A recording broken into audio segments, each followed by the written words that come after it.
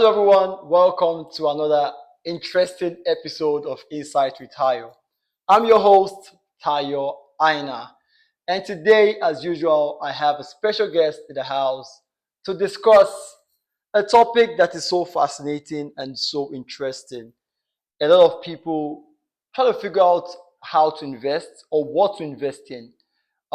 People having different mindset of should I go into the real estate?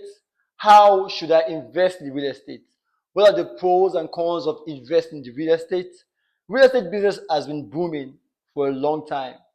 You can, if you look back at how the real estate business is 10 years ago to how it is right now is very, very different. These are topics and these and many more is what we're going to be discussing today on Insight with Tayo. So today I'm going to introduce my guest. She's very special and she's also very good at what she does. I'm going to tell you this for a fact. She's very good at what she does. So today I have a Chicago-based realtor, investor, and also housing strategist. She's helping everyone build six-figure real estate portfolios after purchasing her first multi-unit property in 2019. She has turned her passion into purpose, also guiding others to create income through rental properties, mid-term stays, and also guaranteed rents program. She currently manages and is growing portfolios of 12 units and also working full-time in affordable housing, partnering with landlords and also subsidy programs to unlock the hidden income opportunities that many of you don't know about.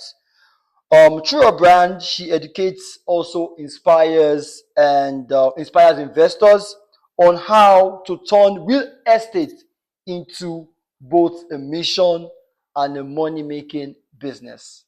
Join me today as a welcome, Crystal Adama to Insight with Tayo. Welcome to Insight with Tayo. Thank you. I'm happy to be here. So thank you for having me. I remember like bumping to your Instagram sometimes back, and I was really, really curious to know things about you, how you package yourself to people. I see the way you post different videos on you helping people close on properties and all. So let's start. Like, how did the dream of real estate come into manifestation? How did it start? Man, that's a good question. So it started in college. Hmm. I remember in my dorm, I was watching YouTube and I learned about the concept of people living for free. And it just didn't make sense to me because how can you buy a property and you live for free? So essentially, what I was learning, which is now popularized as house hacking. And essentially, that's where you buy either a single family home or preferred a multi-family property. You live in one unit and you rent out the others, and the other rents goes towards the mortgage. So that's living for free. So when I learned that concept, I said, well, who doesn't want to live for free? Like, I want to live for free. So after that, I was searching and I only saw men, I only saw white men. I was looking on YouTube to find like who else is doing this topic. And I couldn't see much information about it. So I was in college making $10 an hour. And I said, you know what? After I graduate, that's going to be a goal of mine that I want to purchase my property. So I didn't start saving actually until maybe a year before I graduated. And at the time of purchase, I saved up $14,000 from a year before I graduated to the time of purchase. So in time, so that also includes me having a full-time job as well after I graduated, and I purchased a 4-unit property, and I love it. So that's how I got started. So basically, looking at it, like we didn't go somewhere. Like, what did you study as a bachelor? Like, what did you? That's a good question. I mean, I studied public health. So Right. my degree is in public health. I don't have any formal study. I think for me, so going back, my parents we own the property that we live in, and then my parents bought a multi-family property. So I remember going to their property and hearing conversations about people owing them rent or them going to court. So I think I was familiar about like real estate in general, but it wasn't until in my dorm I learned about how other people were living for free. Is that's when I started to do more research. So from the time, I think maybe 2015 to the time I purchased in 2019, I was researching, I was attending seminars, I was talking to real estate agents, developers. I was really understanding the concept of real estate so that when I purchased in 2019, I actually knew what I was, well, I thought I knew what I was doing, and I was able to hit the ground rolling. So basically, when you started, right? I'm sure you learned a lot. You encountered a lot of up and downs, because like that's it, because like this is not something you got in your bachelor's or whatever. Mm-hmm. You something like, I guess, the passion started from you seeing opportunities, and Mm-hmm. you keen into it. So like basically you're pretty much saying that you don't need to like go to college to study this thing Oh before you. no. Oh no, you don't need any formal education. I do say it's best that you learn what you're going to get into, but you don't, a lot of people think that if I want to be an investor, you have to be a realtor. That's like one of the biggest myths. Like if you want to buy property, be a developer, be a landlord, you do not need a license. But yeah, you don't need any formal education if you want to solely be an investor or be a landlord. Hmm. So basically, like, what are the trends that are currently shaping the real estate market currently? Man, okay, that's a good question. At least from my perspective, and what I'm seeing is that I feel like people are stepping away from just purchasing that single family house. They want to buy property that is also making them income. So now with my clients, we're having additional conversations of, okay, you're looking to buy this property, but if you buy this one, you're able to make X amount of dollars versus if you buy a single family home, you have to pay the whole mortgage. So that's one of the biggest trends that I'm seeing. Another trend is that people are more open to subsidy housing. So if you think, I want you all to think of like Section 8. I think that there was a lot of myths before of like Section 8. I don't want to work with them. But I think in today's market, a lot of landlords are very receptive and they understand the value of working with subsidies as well as Section 8. So I'm sure like viewers might not understand what section A. That's So good. what can you explain what section A or 8 means? Yeah, so basically it's a subsidy program that's funded by the government, and the job is really to either pay the tenants or pay a person's full rent or partial of their rent if they have income. So really it's just an assistance for their assistance to pay their rent or their housing costs. Oh, so there's a process to that. So for those tenants, or for the people that have the vouchers, they have to apply, they have to get accepted. But once they get accepted, they have their voucher and they're able to, let's say if they wanted to rent a property, they will have to go through inspections, fill out paperwork. But after that's complete, then the Section 8, or specifically the Chicago Housing Authority, or if they're in Cook County, Housing Authority of Cook County, they would be paying that rent. So okay, now you're licensed in Chicago, right? I Yes, know, like, in when Illinois. Illinois. Hmm. So when it comes to real estate, like the fact that you're licensed here, does that still give you the power to do real estate in another state in America, or you have to be like you work where you're licensed? Yeah, that's a good point. So that's a good question. So since I'm licensed here, I can only help people buy and sell in Illinois. Illinois. But the investor hat, if wherever I want to do a deal at, I can invest throughout the United States. Hmm. So that's how it works. So like if you're watching this and you're in another state and you're like, man, I love the Chicago market, you can invest in the Chicago market. But if you want to do business, as in if you want to help people, if you want to represent people with their sale or purchase, then that's where you need to be licensed. But to be an investor, you don't need to be licensed anywhere to invest where you want to. So in a very competitive market, right? Hmm. Like, I'm sure you have a lot of clients. So how do you build trust Hmm. amongst your clients? Yeah, and every realtor strategy is different. Specifically for me, I always like to say that to my clients, what you are looking to do is things that I have done, right? So my real estate course, I'm gonna be honest, it took me 2 weeks to complete. I took a 2 week accelerated course. I passed my test on the first time, and when I got into the real estate market, it was a whole different thing of what I learned. So what I try to tell my clients is that what you're interested in doing is things that I've done before. what I'm saying is not things that I learned in the book, but these are things that I'm actively going through. Like, I am a landlord. I am currently going through a rehab process. Like, if you are desiring those things, I am doing it, right? So I think that's how I build trust with my clients, is because they see that, okay, Crystal's not just talking about it, but she's actually in the field doing what I want to do. So I think, like, that's a very passionate point, because like you like building trust among like clients is very, very important. And I think like this is a very, very important topic to kind of like buttress on right now. So I want to buy a property. Mm-hmm. What's the process? Interesting. So the thing is, if you want to buy a property, I always say yes.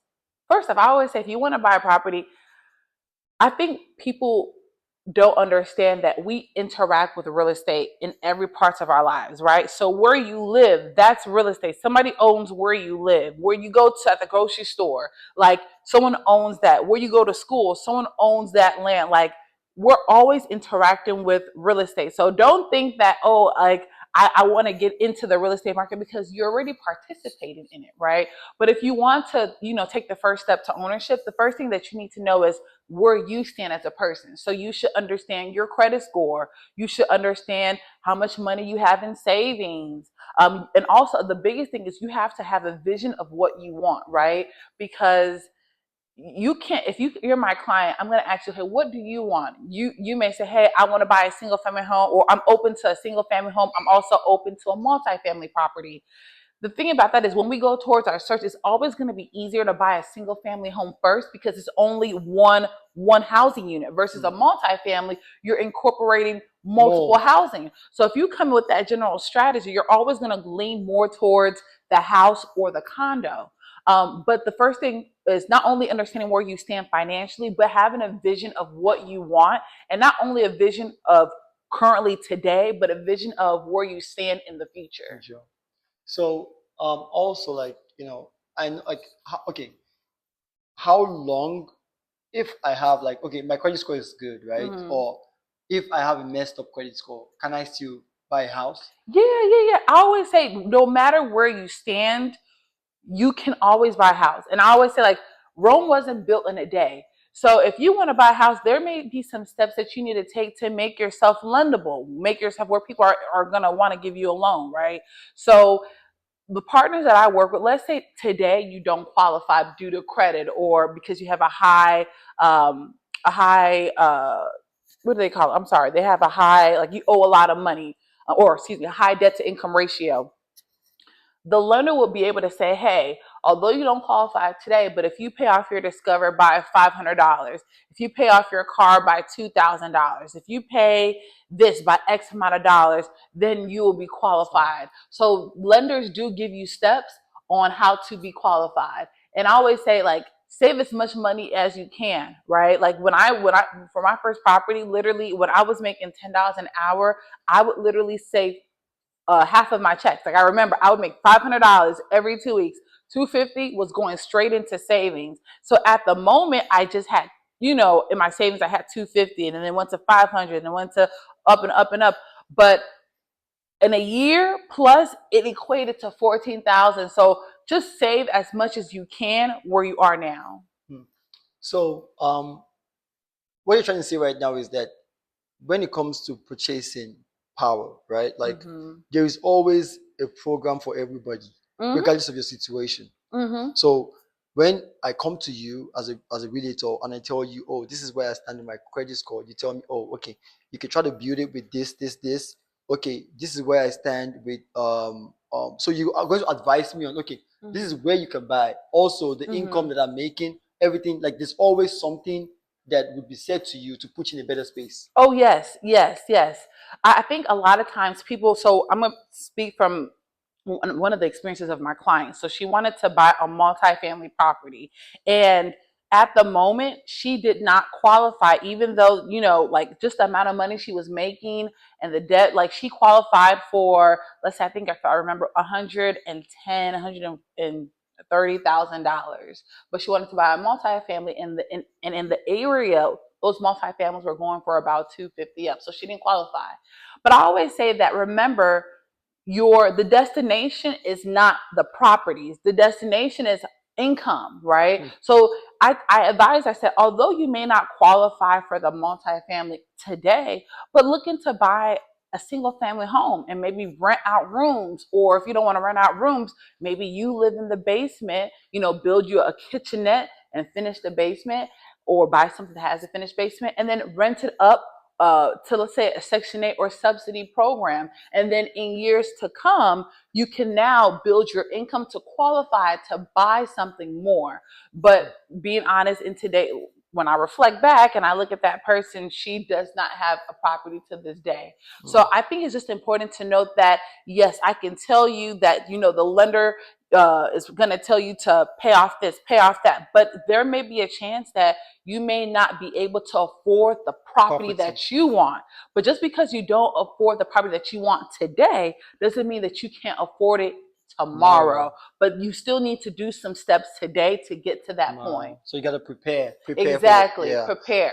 Yeah. So basically, I feel like you're trying to say that, like, regardless of like your situation, right? If everything is put in, you're going to be pre-qualified for a certain amount, Exactly. right? So you got to work around that amount. And I feel like, looking at it from a very realistic perspective, like, if you, depending on how much you earn, you should be able to like gauge the kind of amount you should be able to afford to pay as a mortgage, because you shouldn't like look at it like overboard, like, oh, I make certain amount of amounts every like every 2 weeks, and I want to get a mortgage that like that pays like 3,000, 4,000 every month. That's so ridiculous. But then also remember, this is an income-based property. So although, let's say the mortgage is 3,000, but how much do those units make? Because so if you come to me, I would say, okay, I run the numbers. I'm like, okay, although the mortgage is 3,000, so let's say it's a 3-unit property, you live on one, but if you can get 1,800 per unit, that's 1,800. So basically it's going to cover the mortgage essentially. It's going to cover the mortgage. So with that being said, it's like, yes, you also have to engage, like, what happens if they don't pay? Can I afford it? Do I have to like save, like, and stuff like that? And that's why I think subsidy programs are imperative, because with people, things happen. People lose their jobs, things happen, and there's going to be a story. But with programs, more than likely, they're going to pay you on the first. They're going to pay you on time. So at least that's guaranteed rent that you can get. So give me ask a very important question, right? Like, let's give an example of an individual who is on maybe like there are different type of loans, and he's been paying his mortgage, and for whatever reason he lost his job. What would happen? Would he lose his house? Yeah, that's a good question. So let me ask, this is they own a single family, or they own a single family. Okay, if they own a single family, that means that house is not producing any income. So the one of the reasons why I always prefer buying than renting is that if you don't pay on the first, you're technically late. You go into a grace period. With your mortgage, they allow you to have about 15 to 16 days of grace. After that 15 to 16 days, then it would be considered late. But just because it's late, it doesn't report on your credit score. So you can pay on the last day of the month and still be okay. Although you may have to pay a late fee, but you can still be okay. Now, if you don't pay after that month, which I don't suggest because it's on your credit and you don't want to affect your credit, and then it makes you look unlendable, then the bank will start going through their process of trying to follow up. Hey, are you going to pay this? What's going on? And if you're not responding, if you're not communicating, then the bank does have the ability to take your property. Wow. Well, so like, are there any programs that the bank would put you into to help you still maintain your house? Or yeah, I think it really just depends on the time. Like during COVID, a lot of people were just not losing their jobs. It was just a different world. So I think during that time, they offered a lot of programs to keep people in houses. I think the one thing I always say is like communicate. Like even if it's with your loans or your credit, like if you lose your job, communicate that to them. Maybe they'll be able to say, okay, although you owe this amount, can you pay this amount? So you always want to communicate with the people that you owe, right?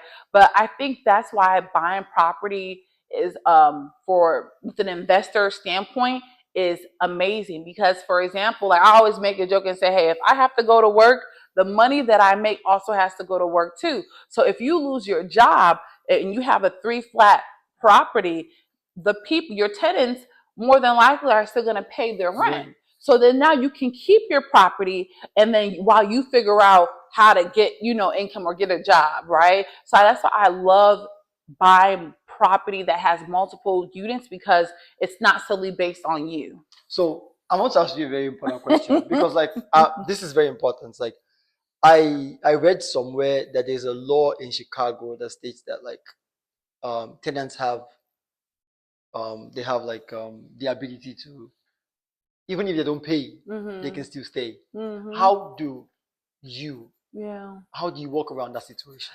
That's a good question. So, Chicago, the Illinois area, is a very tenant friendly city in the sense that they are going to they want to, how can I say, they want to go through all the processes before eviction.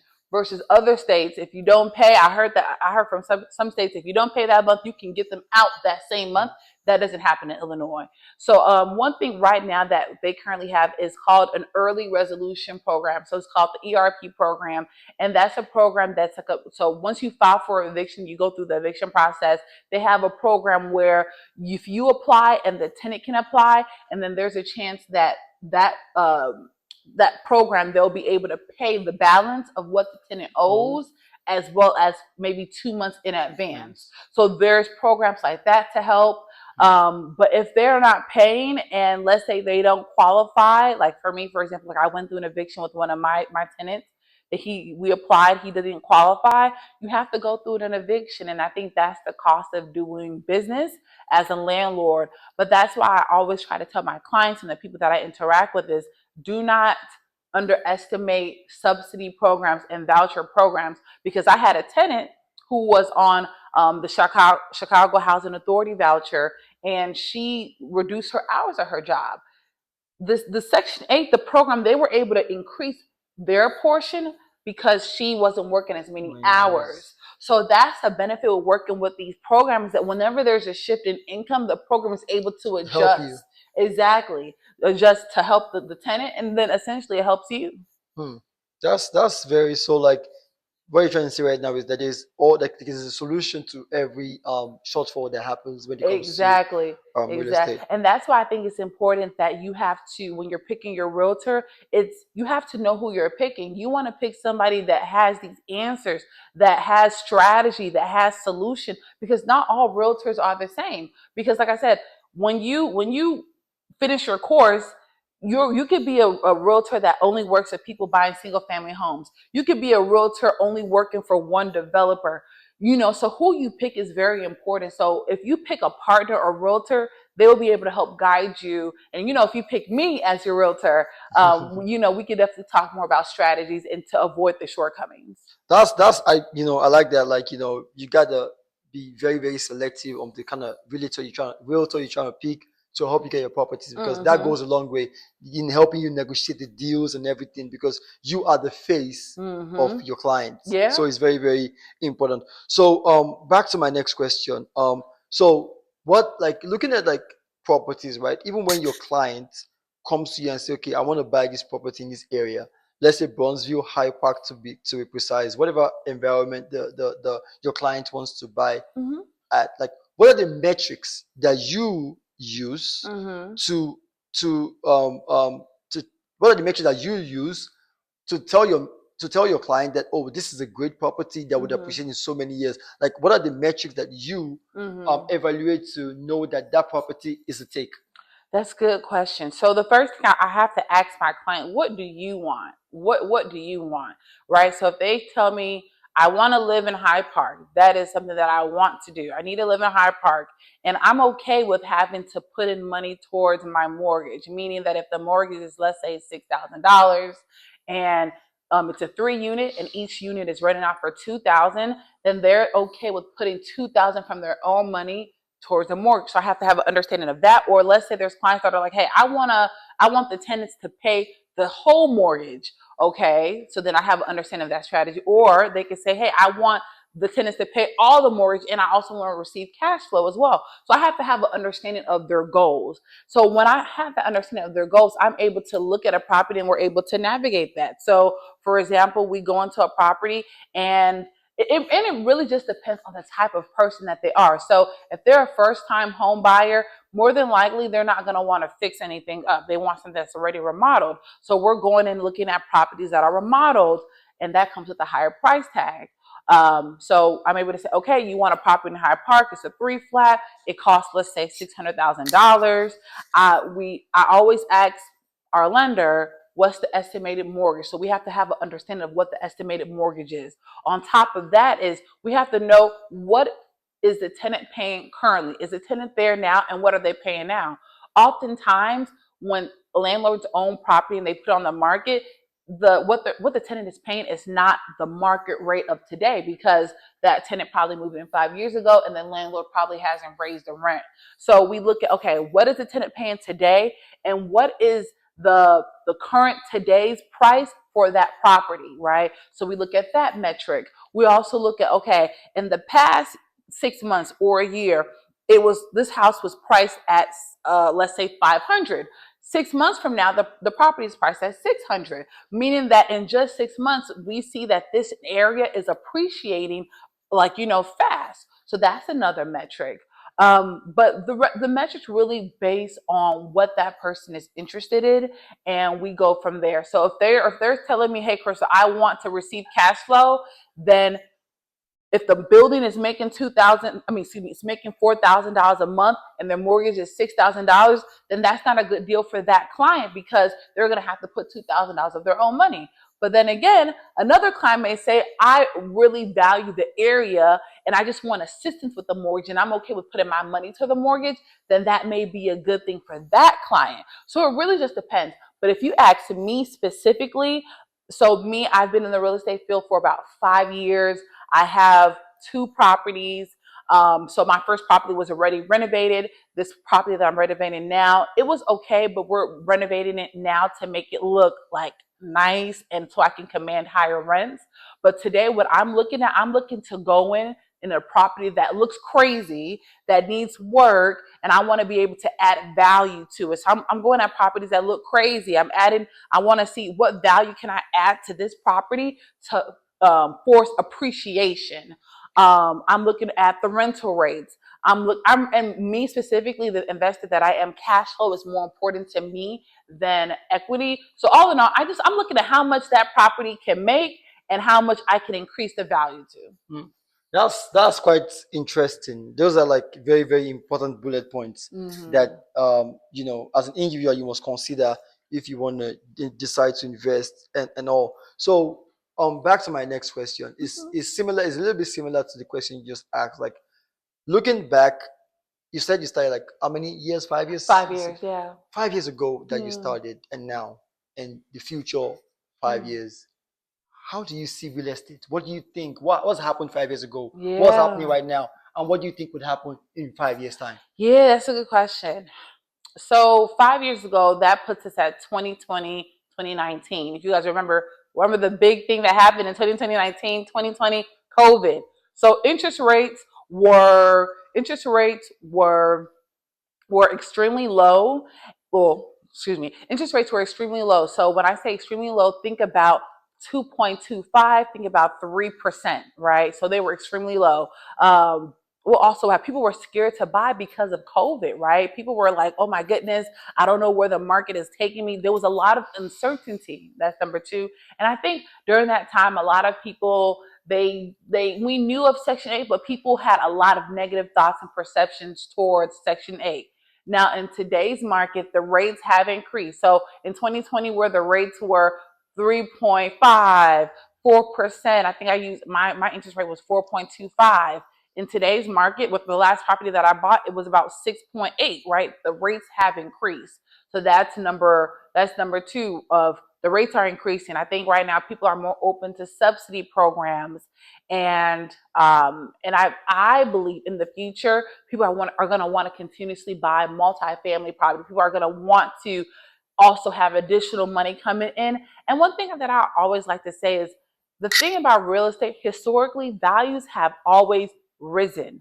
Like when I first entered into real estate, and I love this story, even though it's not my story, but I love the story that when I first went into real estate, I met this person. He got into real estate about 15 years ago in Bronzeville. He purchased a single family 2-story graystone for $75,000. He put about $40,000 into it, meaning that he was all in about 110, maybe $105,000.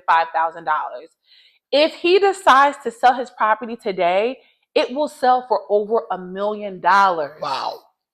So now, what does that mean for him? Because he doesn't have to sell the property to have access to the $1,000,000. He can decide to do a home equity line of credit. So think of like a credit card where you have access to $1,000,000, but if he wanted to take 100 and put it towards an investment, or if he wanted to pay for his children's school, he can do that. Or he can refinance. Like, so basically, he has access to $1,000,000, or he can sell the property and get that specifically in his property pockets. So what I bring that story to say, the market is going to do what the market is going to do. This time it may seem uncertain, especially with who we have in office. Things are happening, but the market will increase over time. You just have to go in, buy it, and be able to benefit from that specific property. And also, to me, like, in addition to that, like, my property that I purchased, being very honest and transparent, I purchased it for $240,000. In today's market, conservatively, I can sell that for $375,000. Wow. And that's in 5 years. So to be honest, I don't know if I make money in multiple ways. Like, I'm a realtor, landlord. I have a 9 to 5 that I work in subsidy housing. So think of like Section 8. So I'm like in the inside, right? But being honest, my 9 to 5 income, I could not afford the 4 flat that I have right now. So the thing is that I'm saying is that the value of properties are always going to increase. So it's important to get in where you can, so you can benefit with the increase in value. Man, that's pretty much very fascinating, because honestly speaking, I have a friend, I know someone who bought a particular house somewhere far around Oswego, Okay. right? And the person bought the house 5 years ago for, I think, maybe like $400,000. And the person sold the house 2 years after for like around 600 something thousand. So I'm like, wait, what's going on? Like, that's like a good investment. Yeah. So I feel like sometimes, like as you said earlier, like, when you have conversation with your relator, they'll tell you, okay, this particular spot, when you buy it, you can be assured that your money is going to appreciate. Well, us realtors, we never want to assure anything. We can't guarantee, because we don't know what is going to happen. Like, there may be a chance that the values may dip, right? But what we can say is that historically, over time, like 10 years, 20 years, these are the figures. It should increase. So I just want to clarify, because I don't want you to think that, okay, if I buy a house today, if I decide to sell tomorrow, if you're going to get that $200,000. So things happen. Things happen over time, right? Over time. But that's why I think that if you buy a property with multiple units, you benefit from the cash flow. And then also over time, when you sell, you can benefit from the increase in value. That's pretty much interesting and fascinating as well. So to my last question.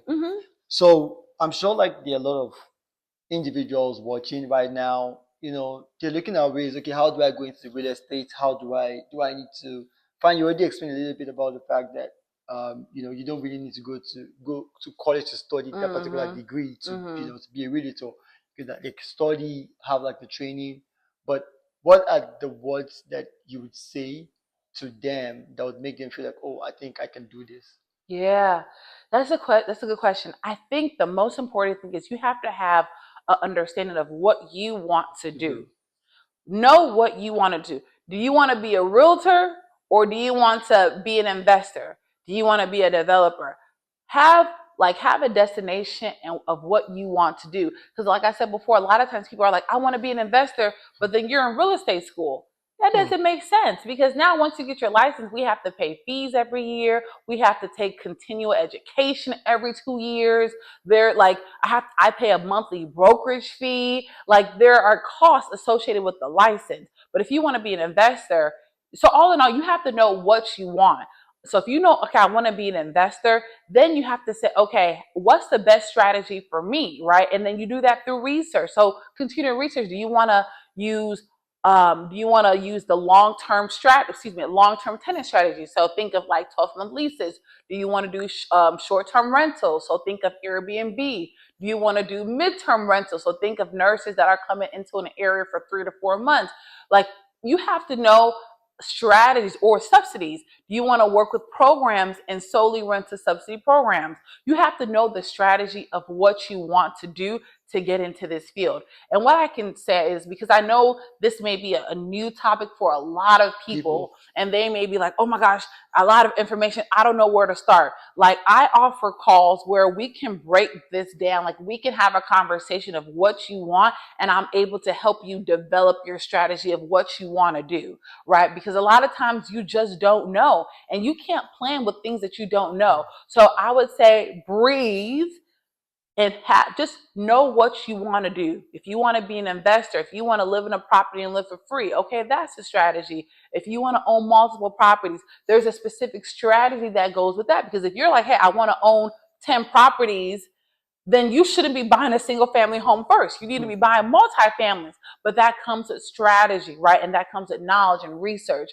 So the first thing that I would just say for anybody that wants to get into this field is continue to do research, continue to learn. Number two, know where you want to go, because how can you plan anything if you don't know where you want to go? And lastly, know where you stand today. If you want to be an investor, if you want to be in the real estate market, but you don't know your credit score, you don't know specifically how much money you make in a year's time, you don't know how much money that you owe, you need to know your financial snapshot at this moment. So those are the 3 points that I would tell anybody that's interested in coming to this field. And like I said before, don't feel overwhelmed. Connect with me if you need help. I'm willing to help you make this a reality for you. So definitely, I'm definitely going to be posting our Instagram handle on the caption, so you'll be able to follow our Instagram. Like, if anyone wants to reach out to you, like, how can they get to touch get in Yeah, touch with you? I would say contact me on social media. So you can message me through your DMs, and then we'll follow up from there. You can also email me at newclients.ada@gmail.com.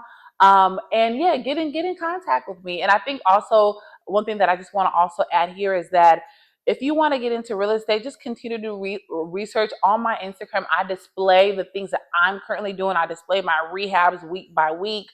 I describe things that are pain points. I describe so much that relates to you. So just continue to do research and find people that are doing what you're doing. Thank you very much for that very interesting breakdown of how you can go into real estate and be fruitful in that business. The different ways at which we can definitely be successful. And real estate is a very, very big industry. And most definitely, everyone has to live somewhere. Everyone has to sleep somewhere. Everyone has to, like, you have to, like, you need shelter, right? So it's an industry that can never go down. It can have its own ups and downs, but it's still a win-win. I want to really appreciate you for coming today to Insight with Tayo. I know that after today, I know, like, a lot of friends and people watching would have different questions. I'll definitely shoot to you, and they will definitely be able to, like, follow your Instagram. And if there's any question that they have for you, they'll be able to reach out to you. Thank you for watching this episode of Insight with Tayo.